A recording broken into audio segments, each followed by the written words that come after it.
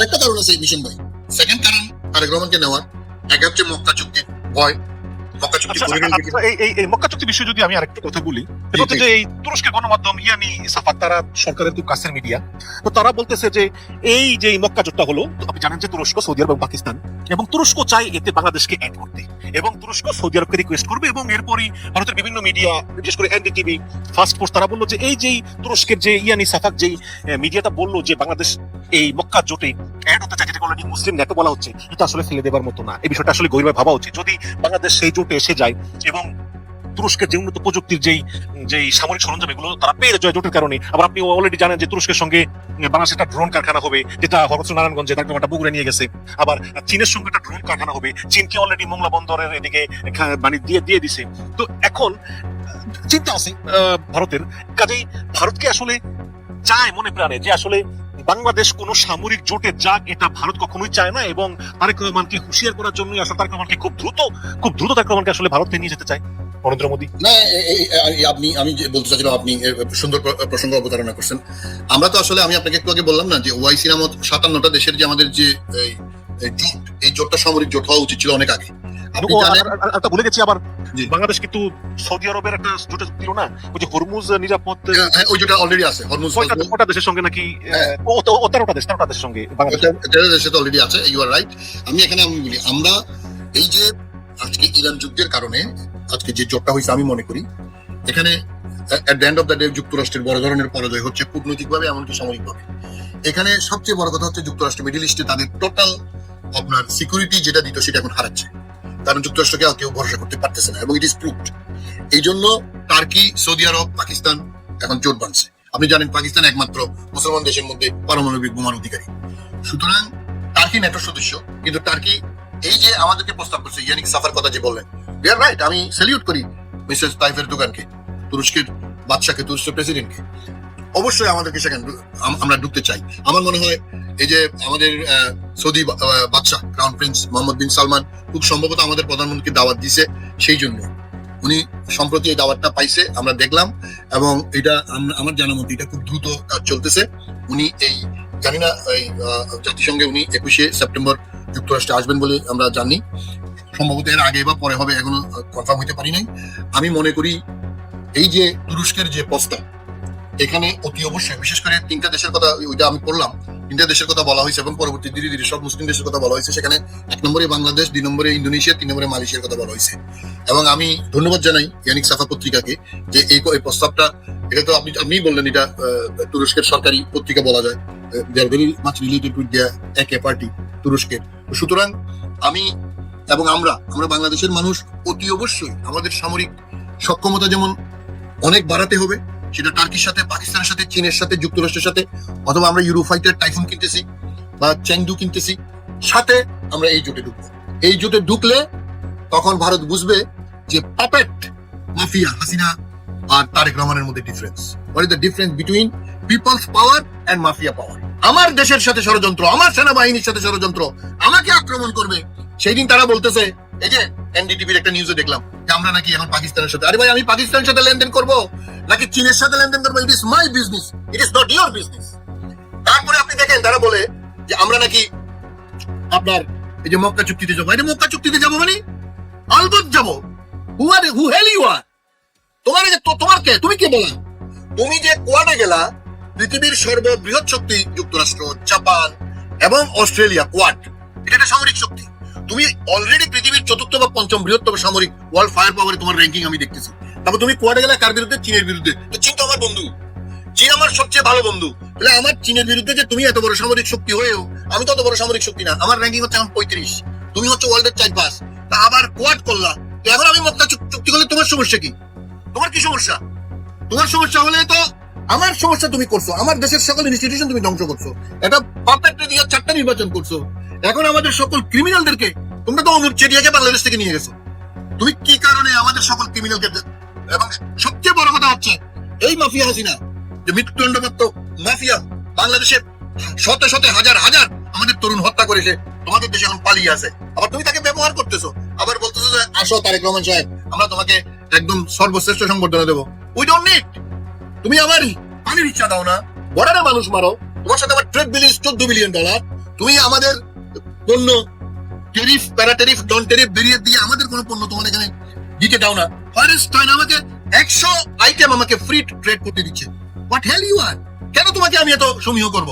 আমরা তো প্রতিবেশীর সাথে বন্ধুত্বপূর্ণ আচরণ চাই। যত রকম অবিবেচক, যত রকম ইরেশনাল, যত রকম বদমাশি, ভণ্ডামি আমাদের সাথে করে যাচ্ছে এখনো পর্যন্ত, আমরা কি এগুলো বুঝি না?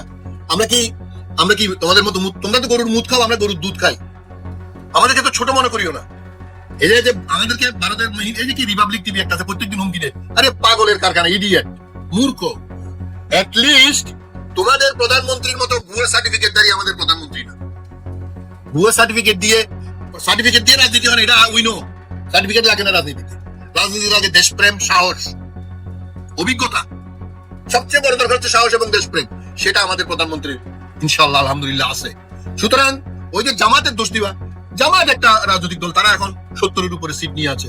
তারা, আমরা মনে করি এই নীতিতে এক, আমরা আমাদের দেশের পক্ষে এক।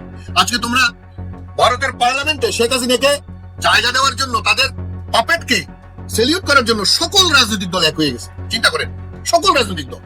আমরাও ভারত নীতিতে এক। সেখানে আমরা নিজেদের মধ্যে অনেক ঝগড়া করবো, আমাদের নীতি বিভিন্ন রকম থাকবে, কিন্তু বিএনপি, জামাত ইসলামী, এনসিপি এবং সমস্ত রাজনৈতিক দল আমি মনে করি এই ব্যাপারে এক এবং অভিন্ন। সুতরাং ভারতকে আমরা বলবো, be rational, try to be very very justified to do business with us. We are with you, but if you are irrational, you are nowhere in our mind. But জনাব আবেদীন, অনেকেই বলতেছেন যে ধারণা করা হচ্ছে যে ভারত আসলে শেখ হাসিনাকে ফেরত দিবে না। কাজে বাংলাদেশের চাওয়া যে শেখ হাসিনাকে ফেরত এবং ওসমান হাদির খুনিকে ফেরত, এটা আসলে পাওয়া যাবে না, এটা মোটামুটি কনফার্ম। কিন্তু অনেকে বলতেছেন যে বাট এর কারণে আসলে সফরটা বাতিল করা ঠিক হবে না, যেহেতু ভৌগোলিক কারণেই ভারত আমাদের চারপাশে আছে এবং আমরা না চাইলেও আসলে সম্পর্ক রাখতে হবে। সুতরাং আলোচনা করলে আসলে একটা কিছু বলা যায়, কিন্তু আলোচনা না করলে তো দরজাটা বন্ধ হয়ে যায়। এবং যেখানে প্রধানমন্ত্রী নরেন্দ্র মোদী নিজে বলেছেন যে দুই প্রধানমন্ত্রী সরাসরি বসে আলোচনা করলে অনেক সমস্যার সমাধান হতে পারে, যেটা আমরা দীনেশ ত্রিবেদীর মুখ থেকে শুনলাম, হাই কমিশনার। তো এই মুহূর্তে আসলেই কি আপনি মনে করেন না যে সফরটা আসলে হওয়া উচিত? এই মিশন ভাই, আমরা তো সফর বাতিলের কথা আপনিও বলেন নাই, আমিও বলিনি, আমাদের সরকারও বলে নাই। আমরা বলতেছি কনজেনিয়াল অ্যাটমসফিয়ার, মিউচুয়াল আন্ডারস্ট্যান্ডিং। আমি সেই পরিবেশ করার জন্য আপনি এমন শর্ত জুড়ে দিচ্ছেন যে শর্ত হচ্ছে শেখ হাসিনাকে ফেরত পাঠাতে হবে। এখন আমি ভারত, শেখ হাসিনা আপনার কাছে খারাপ হইতে পারে, আমার কাছে তো ভালো। সে 15 বছর আমাকে সার্ভ করছে, সে আমার সেবাদাসী। তাহলে আমি যদি আমার সেবাদাসীকে বিপদের ভিতরে বাংলাদেশে পাঠিয়ে দিই, আপনারা বিচার করেন, তাহলে সমস্ত বিশ্ব জুড়ে যে আমার সেবাদাসীরা আছে তারা তো আত্মবিশ্বাস হারিয়ে ফেলবে। আমি কেন এটা করবো? এখন আমি তো করবো না, কিন্তু তাই বলে কি আপনি আসবেন না একেবারে? এত বড় ব্যাপারটা আমি বলি আপনাকে, ইউ আর ভেরি রাইট, আপনি সুন্দর প্রশ্ন করেছেন। আমি বলি, আপনি 5ই অগাস্ট দ্বিতীয় বছর দিন আপনি তাকে ব্যবহার করলেন কেন? আপনি আমাদের ভয় দেখালেন কেন? আপনি ভয় দেখাইছেন, সেই জন্য এইটা আমরা দায়ী না, এটা তিনি তার ব্যক্তিগত ভাবে করেছেন, ভারত সরকার তাকে সমর্থন করে। সেটা আমরা জানি মিশন ভাই। উনি যেই লুদি গার্ডেনের যে বাড়িতে থাকে, ওই লুদি গার্ডেনের যে বাগান আছে, ওনাকে তো একদম ভিভিআইপি হিসেবে রাখা হয়েছে। ওই গার্ডেনে উনি যেতে পারেন না ওনার রুম থেকে বেরিয়ে, without the written permission from their security services. তাহলে উনাকে এত বড় বাংলাদেশের বিরুদ্ধে, বাংলাদেশের জাস্টিস সিস্টেমের বিরুদ্ধে, আমাদের একটা অর্গানের বিরুদ্ধে এত বড় কথা বলার অধিকার তাকে কে দিছে? অতি অবশ্যই ভারত এটা প্ল্যানলি করছে, এটা আমরা বিশ্বাস করি না। নাম্বার 1। নাম্বার 2, ঠিক আছে, আপনি বাংলাদেশে পাঠাবেন না, আপনি একটা কাজ করেন, মানে ভারত থেকে বের করে দেন, অন্য দেশে পাঠাই দেন। এটা হচ্ছে আমার মতামত। ভারত থেকে বের করে দেন তাকে, যে তুমি এখানে থাকো না, তুমি থাকলে আমাদের আমার সাথে তুমি আমার বাপের ছিল, ঠিক আছে। চেষ্টা করছিল, কেউ নিতে চায় না। আপনি তাকে রাশিয়া পাঠিয়ে দেন, আপনি তাহলে বেলারুস পাঠাবেন। আমি শুনছিলাম বেলারুস পাঠাবে। রাশিয়ার পুতিন থেকে বিলিয়ন ডলার এখানে পাইছে, চুরি চামারি করছে, তো পাঠাইতে পারে, করুক সেটা। আমাদের প্রধানমন্ত্রী, যে আপনি বললেন না, প্রধানমন্ত্রী Tarique Rahman is the son of blood of late president Zia. আমি গর্বের সাথে বলবো, আমি এই বাহাদুরের বাচ্চা বাহাদুরকে আজকে আমি সেলিউট জানাবো, যে তোমার সাথে আমার কথা হবে ফর মিউচুয়াল ইন্টারেস্ট। আমি সার্বভৌম বাংলাদেশ, তুমি সার্বভৌম ভারত। আমার দেশের ইন্টারেস্টের বাইরে আমার কোনো কথা তোমার সাথে হবে না। আপনি দেখেন, জাপানের প্রধানমন্ত্রী আমাদের প্রধানমন্ত্রীকে দাওয়াত দিছে, সৌদি বাদশাহ বা ডিফেক্টো বাদশাহ ক্রাউন প্রিন্স দাওয়াত দিছে। আমি তো মনে করি উনার প্রথম এখন সৌদি আরব যাওয়া উচিত। আমাদের আল্লাহর ঘরে উনি নামাজ পড়ে আসুক, রাসূলুল্লাহ সাল্লাল্লাহু আলাইহি ওয়াসাল্লামের রাজা মুবারক জিয়ারত করে আসুক, তারপর উনি অন্য কাজ করবে। তারপর আমরা মক্কা চুক্তি করব। আপনি যে বললেন মক্কা চুক্তি, it is now essential for us. Mecca চুক্তি আমরা করব। তারা বলে আমাদের চট্টগ্রামে ঢুকে যাবে, রংপুর ঢুকে যাবে, ঢুকো, পরনের কাপড় থাকবে কিনা? আসো, অবশ্যই আমাদের সার্বভৌমত্ব রক্ষার জন্য এই 3 জেনারেলকে অবিলম্বে বাংলাদেশে প্রত্যার্পণ করতে হবে। হাদি হত্যার আসামিরা কেন এখনো পর্যন্ত প্রত্যার্পণ চুক্তি আছে, তারা কেন এখানে বসে আছে? 5ই অগস্ট শেখ হাসিনাকে ব্যবহার করলো, তারা ব্যবহার করে আমাদেরকে চাপ দিতে চাইলো যে তোমরা যদি না আসো তাহলে আমরা হাসিনাকে ব্যবহার করবো। ব্যবহার কিন্তু ভারত বলতেছে এটা তো আদালতের বিষয়, ভারতীয় আদালত সিদ্ধান্ত নিবে হাসিনা যাবে কি যাবে না, আমরা কি করবো? এটা কোনো আমাদের বিষয় না, এটা হচ্ছে তাদের নতুন নেগেটিভ। তারা মনে করছিল যে হাসিনা ডিসেম্বরে যাবে, এটা ভয় দেখাইলে বাংলাদেশের সরকার মনে হয় ভয় পাবে, মানুষ ভয় পাবে। নো, আমাদের সরকার বলছে কালকে তারে ওই যে বেনাপুর বর্ডারে পাঠাও, বিএসএফ দিয়ে আমরা প্রিজন ব্যান করে আমাদের বিডিআর নিয়ে আসবে। 1 নম্বর এক্সপোর্টিং ডেস্টিনেশন হচ্ছে ইউনাইটেড স্টেটস, আমার 1 নম্বর ইম্পোর্টিং কান্ট্রি হচ্ছে চায়না। আমার যত গোলা বারুদ আমার চায়না থেকে আসে, আমার যত আমার গার্মেন্টস এর যত আপনার মানে ইউ ক্যান সে 80 to 90% আপনার ইনগ্রেডিয়েন্টস চায়না থেকে আমার আসতেছে। তাহলে কেন আমি এই স্বাধীনতার কথা বলি, 71 সালের কথা বলি, তুমি আমার বন্ধু বেশি শত্রু, তুমি হলে আমার disguise enemy, you are now proven enemy. তুমি আমাকে ডাকতেছো কেন? তুমি আমাকে কিসের সম্মান করবা? তুমি তো সম্মান করো না, এদেশের মানুষকে সম্মান করো নাই গত 17 বছর 18 বছর। বিশেষ করে আমি আপনাকে যে কথাটা বলতেছিলাম, বিডিআর হত্যাকাণ্ড is proved, India involve, Sheikh Hasina involve. আর 1000 কারণের কথা বাদ দেন, এই এক কারণেই শেখ হাসিনাকে হস্তান্তর করবে না ভারত কোনোদিন। আমার যদি সামান্য রাজনৈতিক লেখাপড়া থাকে, আমি অন্তত বিডিআর হত্যাকাণ্ডের এই কয়টা এই পেপার পড়ে আমি determined she will never come back, she will never come back. But মাঝে মধ্যে এগুলো বলে আর কি, মানে কর্মীদের আস্থা, মানে কর্মীদের ওই যে আত্মবিশ্বাসটা একটু বাড়ায়। 100%। না, আবার আমাদেরকে আপনার মিসগাইড করবে, আমরা যদি একটু আতঙ্কিত হয়ে যাই, আরে শেখ হাসিনা আসবে। তবে এটা ঠিক, আমি লাস্ট আপনাকে কথা বলতে চাই মিশন ভাই, we shall have to deal very carefully.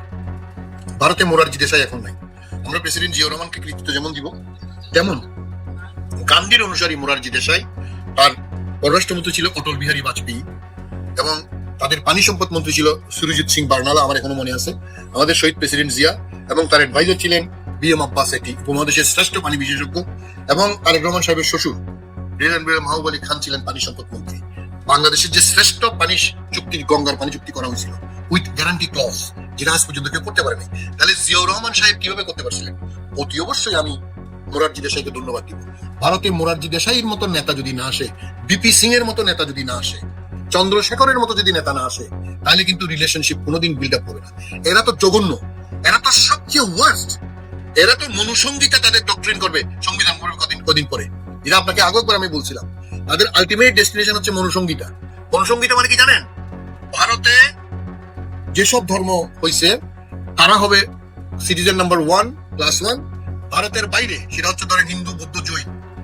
আর ভারতের বাইরে যেগুলো মুসলমান, খ্রিস্টান বা অন্যান্য ধর্ম যারা, তাদেরকে তারা থাকতে পারবে, বাট তারা থাকবে সেকেন্ড ক্লাস সিটিজেন। এটা হচ্ছে মনুসংগীতা। এবং তারা ভোটাধিকার পাবে না, ভোটাধিকারও পাবে না তারা। ওই যে আপনি বললেন না যে they will be client of the citizens of India. মানে আমাদের যেরকম এই যে যেমন মালয়েশিয়াতে ছিল ভূমিপুত্র, ওই যে সৌদি আরবে যেরকম আছে আপনার ওই যে কি বলে না, শেখ শেখ না, আরেকটা কি বলে ওই যে কি জানি আমি ভুলে গেছি। ওই যে তাদেরকে মানে আপনি কেউ না কেউ একজন ওখানকার লোক হইতে হবে, আপনি ব্যবসা করতে পারবেন না, এরকম ব্যাপারটা সেরকম আর কি। আরে কি বলে যেন ভুলে গেছি, আমি ভুলে গেছি কি মোয়াল্লেম না কি জানি একটা বলে, আমি ভুলে গেছি। তাই এই হচ্ছে ভারত। কফিল এখন ভারতের যেসব ধর্ম তারা হবে কফিল, বাকিরা হবে ক্লায়েন্ট, মুসলমানরা হবে ক্লায়েন্ট। এই হচ্ছে বিজেপির আরএসএস এর মনুসংগীতা। এবং এটা আমি জানতাম না, এটা আমি জানছি কলকাতা টিভির এই যে সুচন্দ্রিমা পাল, এই ভদ্রমহিলা ভেরি কারেজিয়াস, এবং বলছে যে ওখানে আবার মেয়েদের ব্যাপারে অত্যন্ত বাজেভাবে বলা আছে। তারপরে মুসলমানদের ব্যাপারে, মুসলমান মানে অন্য ধর্মের ব্যাপারে, যেগুলো ভারতের উপমহাদেশে যেসব ধর্ম প্রতিষ্ঠা লাভ করে নাই, সেই ধর্ম এখানে এভাবে থাকতে হবে। এনিওয়ে, তো ভারতের যে ভয়ঙ্কর নীতি, এই নীতির ব্যাপারে আমরা অত্যন্ত কেয়ারফুল হতে হবে। অবশ্যই নেবর হিসেবে তাদের সাথে আমরা সম্পর্ক চাই। তোমার দেশে কি করতেছো আভ্যন্তরীণ তুমি হস্তক্ষেপ না করলে আমিও করবো না, ফাইন, তোমার এখানে আমার কিছু যা আসে না। আমি তোমার 7 সিস্টার দখল করার আমার দরকার নেই। কিন্তু তুমি যদি তোমার মিডিয়া যেরকম 2 নম্বরই করে, আমাদের দেশের মিডিয়া এরকম বলে না যে রংপুর দখল করবো, তারপরে এদিকে বলে চট্টগ্রামের এদিকে নাকি কাইটা দিবে, ফেনীর এদিকে। আরে বাবা, এত সোজা এইসব ইডিয়েটিক কথাবার্তা বাদ দেন ভাই। যদি রেশনাল আচরণ করেন, আমরা ডবল রেশনাল আচরণ করবো। আর বাংলাদেশকে যদি ছোট ভাবেন, আপনি বোকার স্বর্গে, ইডিয়েট, আপনি নরাদম, আপনারা নরাদম। আমাদেরকে এত ছোট ভাবার কোনো কারণ নাই। আমরা মক্কা চুক্তিতে যাব কি যাব না, আমরা ড্রোন ফ্যাক্টরি চালাবো কি চালাবো না, চীনের থেকে আনবো নাকি পাকিস্তান থেকে আনবো নাকি টার্কি থেকে আনবো, none of your business, it is my business. আর এখন তো পারমাণবিক বোমার দরকার নাই তো, drone is good enough. Ukraine যুদ্ধ এবং ইরান যুদ্ধ প্রমাণ করে দিয়েছে drone is good enough to destroy everything. তো সুতরাং আমরা ইনশাআল্লাহ, আপনি ঠিকই বলছেন, নারায়ণগঞ্জে, বগুড়াতে এবং চট্টগ্রামে 3টা হচ্ছে বলে আমরা জানতেছি। ইনশাআল্লাহ যেটা তো জানি না আসলে হচ্ছে কিনা, তবে বগুড়াটা হচ্ছে এটা শুনতেছি। না, 3টা হবে ইনশাআল্লাহ, নো ওয়ারিস। এক জায়গায় করা যাবে না। আপনাকে জি জি, আমরা আসলে মানে শেষ পর্যায়ে আছি। আমিও মনে করি যে আসলে তারেক রহমান এবং তার যে পূর্ণ রাষ্ট্রপতি খলিলুর রহমান, তাদের উপর আমাদের পূর্ণ আস্থা আছে যে তারা যাই করবেন, অন্তত তারা সবার আগে বাংলাদেশ এই নীতি অনুসারেই তারা কাজ করবেন, সেটা ভারত সফরই হোক বা অন্য যে কোনো ক্ষেত্রেই হোক। না, মিশন ভাই, আপনি এই প্রসঙ্গটা আনছেন আজকে খুব ভালো। আমি আপনাকে এই আমাদের নীতি নির্ধারকতা কাজ করে আমাদেরকে কথা বলতে হবে। আমাদের ফরেন ডিপ্লোমেট যারা রিটায়ার করছে তাদের কথা বলতে হবে, রাজনীতিবিদদের কথা বলতে হবে। ভারত সয়লাভ করে ফেলতেছে বাংলাদেশ নিয়ে, আমরা কেন কথা বলি না? আমাদের কথা বলতে হবে। আমরা তো ভারতের বিরোধী না, we never did anything against India. তারা যে 10 লাখ অস্ত্রের কথা বলে, তাই আজকে যে আমাদের খুনিগুলোর যে আমাদের ডিজিএফআই চিফের যাবজ্জীবন কারাদণ্ড হয়েছে, জেনারেল আপনার হায়দারের, জেনারেল রহিমের, কেন? তাহলে আজকে ওরা যে খুন করে আমাদের দেশে যে খুন করলো ভারতের তাতে ভারতের চিফের বিচার চাই আমরা। ভারতের আপনার বিভিন্ন বাহিনীর বিএসএফ এর চিফের বিচার হোক। হাসিনা তো আমাদের এই নিরহ অফিসার গুলোকে আমাদের ডিজিএফআই চিফ, এনএসআই চিফের বিচার করলো। কিসের বিচার করছে এগুলা? এগুলো তো ভারতের এজেন্ডা বাস্তবায়ন করছে। We shall have to talk. এটা আপনি আজকে কথা বলছেন, আমি আপনাকে ধন্যবাদ দিই। এভাবে আরো আপনি দেশদেরকে আনেন, কথা বলেন সবার সাথে। ভারত সয়লাভ, মিডিয়া যেটা করবেন, বাংলাদেশ বলে এই করছে, বাংলা, আরে what hell you did in Bangladesh through Mafia Hasina? We must talk about all this. এই জন্য আমি আপনাকে অভিবাদন জানাই। আমি আরো ডিপ্লোমেটদের আনেন। আমি সকল মিডিয়া যারা কাজ করেন, ভারতের বিরুদ্ধে আমরা একদিনও কথা বলি নাই। আমরা আমাদের দেশের সাথে কথা বলি। আমাদেরকে অ্যান্টি ইন্ডিয়ান বলে। No, you are anti Bangladesh. আপনারা বাংলাদেশের বিরুদ্ধে যত কিছু করছেন, এখন আমরা হইলাম প্রো বাংলাদেশি। আমি আমার স্বার্থ দেখবো, বাংলাদেশ ফার্স্ট। আমেরিকা করছে, আমেরিকা গ্রেট এগেইন, করছে ইন্ডিয়া গ্রেট, মাগা আর মিকা, জানেন তো, my India great again, MIGA, make India great again. হ্যাঁ, তো আমি বাংলাদেশ ফার্স্ট বলতেছি, তোমার সমস্যাটা কি? আমার বাংলাদেশ ফার্স্ট, অবভিয়াসলি। এটা আমাদের সরকারের, আমাদের জনগণের চাহিদা এবং জনগণের স্লোগান। সো কথা বলতে হবে, আমরা তাদের প্রতিটা প্রশ্নের রেশনাল জবাব দেব। We are not irrational, we are not angry, we are not something different which is not acceptable to the people of Bangladesh or to the people of India.